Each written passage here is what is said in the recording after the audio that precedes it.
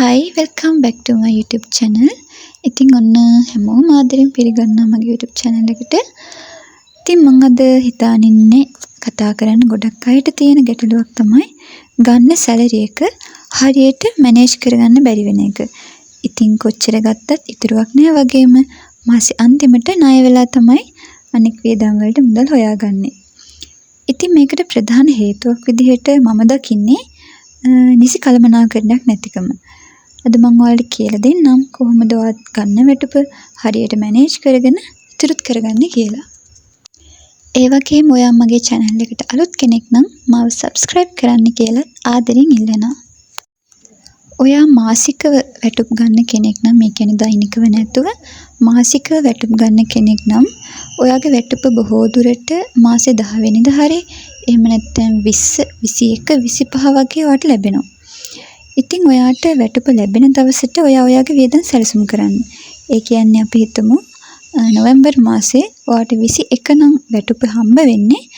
ඔයා නොවැම්බර් 21 ඉඳලා දෙසැම්බර් 21ට මාසයක් විදිහට ගන්න. අරගෙන 21ට කලින් ඔයා වියදම් සැලසුම් කරගන්න. ඒ කියන්නේ ඔයාගේ සැලරි ලැබෙන්න කලින් ඒ මාසේ වියදම් ඔයා සැලසුම් කරන්න ඕනේ. සැලරි වැටෙන කල් ඉන්න එපා. මේ විදිහට කරාම ඔයාට ඔයාගේ වැටුපෙන් කරන්න වියදම් පිළිබඳව ඔයාට පෙර අවබෝධයක් හම්බ වෙනවා.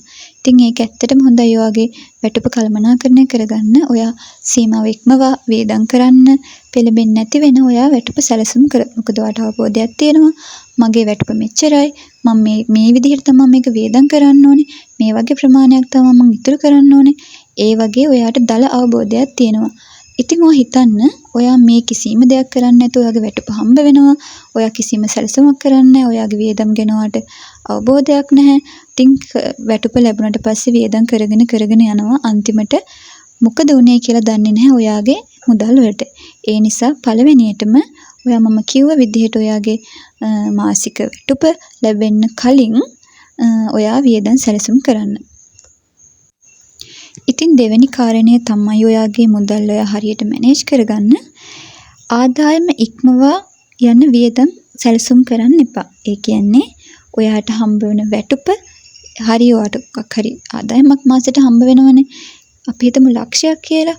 ඔයා ලක්ෂයට වඩා වියදම් සැලසුම් කරන්න එපා. ඔයා එතකොට ණය වෙන්න ඕනේ ඒ වියදම් කරන්න. ඒ නිසා ඔයා ආදායම වියදම් සැලසුම් කරද්දී ආදායම ඉක්මවා වියදම් කරන්න යන්න එපා. ඔයාගේ වියදම් වලට ඔයා ගන්න පඩිය නැත්නම් සැලරි එක මදි නම් අනිවාර්යෙන් ඔයා සයිඩ් ඉන්කම් එකක් හදාගන්න. ඒ කියන්නේ පොඩි ස්මෝල් බිස්නස් එකක් වගේ දෙයක් කරන්න ඔයාට හම්බ වෙන සැලරි එක මදි නම්. තුන්වෙනි කාරණේ තමයි ගෙදරට අවශ්‍ය කරන ග්‍රොසරි අයිටම් මාසෙටම එකපාර ගන්න බලන්න. ඒ ගන්න යද්දි අනිවාර්යෙන්ම ඔයාගේ කිචන් එකේ එතකොට ඔයාගේ ගෙදරට තියෙන අඩුපාඩු නෝට් ඩවුන් කරගෙන යන්න. එතකොට ඔයා එතන ගිහිල්ලා මතක් කරන්න ඕනේ මේක තිබ්බේ නෑනේ මේක තිබ්බේ නෑනේ කියන දේ මතක් කරන්න අවශ්‍ය නෑ වගේම ඔයා දන්නවා මේක තිබ්බා ගෙදර. ඉතින් ඔයා ඒක ලියාගෙන ගියාම ඔයා දන්නවා මේ දේ ගන්න ඕනේ. සමහර විට අපි එහෙම ලියාගෙන යන්නේ නැති වුණාම ගෙදර තියෙන දෙයක් ආපහු අරන් එන්න පුළුවන්. ඉතින් ඒව අනවශ්‍ය වේද. ඒ නිසා ඔයා ගෙදරට ග්‍රොසරි අයිටම් ගන්න යනවා නම් අනිවාර්යෙන් ඒක අවශ්‍ය බඩ් ලිස්ට් එක නෝට් ඩවුන් කරගෙන යන්න. ඉතින් මේකෙන් තියෙන ප්‍රධානම වාසියක් තමයි ඔය අනවශ්‍ය දේවල් ගන්න පෙළඹෙන එක අඩු වෙනවා. ඉතින් හිතුන දේවල් ගන්න නැතුව ඔයාගේ සැලරි එක මැනේජ් කරගෙන ඔයාට අත්‍යවශ්‍ය දේවල් තමයි ඔයාගේ සැලරි එකෙන් ගන්න ඕනේ. ඊළඟ කාරණේ තමයි අපේ සල්ලි අපේ මුදල් නැතිවන තව දෙයක් තමයි අපේ ආසාවල් අපිට කන්ට්‍රෝල් කරගන්න බැරි වෙන එක. ඔයා මුදල් පැත්තේ හිර වෙලා නම් ඉන්නේ. ඒ කියනවාට ආර්ථික ප්‍රශ්න තියෙනවා නම් ආසයි කියලා හැමදේම ගන්න යන්න එපා. ඔයාගේ ආර්ථික මට්ටමට ගැලපෙන දේවල් කරන්න ඒ දේවල් තෝරගන්න බලන්න.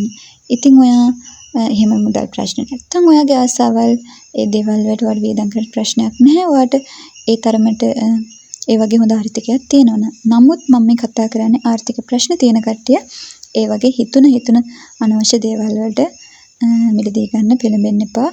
ඔයා ටිකක් සෙටල් වෙනකන් ආර්ථිකය හදාගන්නකල් ඒ දේවල් වලට පෙළඹෙන එක නැවැත්තුවොත් හොඳයි.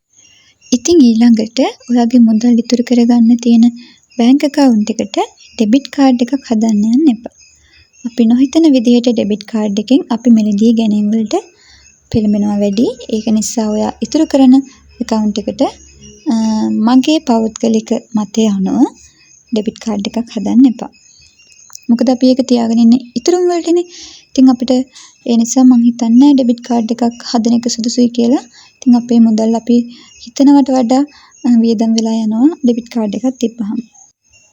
ඊළඟට ඔයා මාසයට ඉතුරු කරන මුදල සැලරි වැටුණ ගමන්ම ඉතුරු කරන ගිණුමට දාන්න. ඒ කියන්නේ ඔයාට දැන් දල අවබෝධයක් තියෙනවා ඔයාට.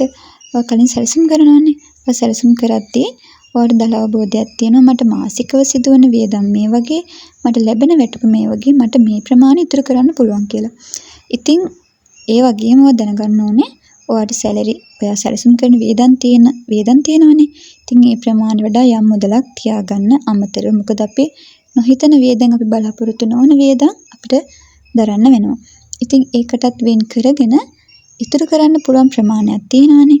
ඒ ප්‍රමාණය ඔයාගේ සැලරි වැටුණ ගමන්ම ඒ ගිණුමට දාන්න. මොකද අන්තිමට දාන්න ඉන්න එපා මාසේ. ඒකෙන් වෙන්නේ අපිට නැති වියදම් ඇවිල්ලා අපේ ඒ සල්ලි ටිකත් ඉවර වෙලා යන එක.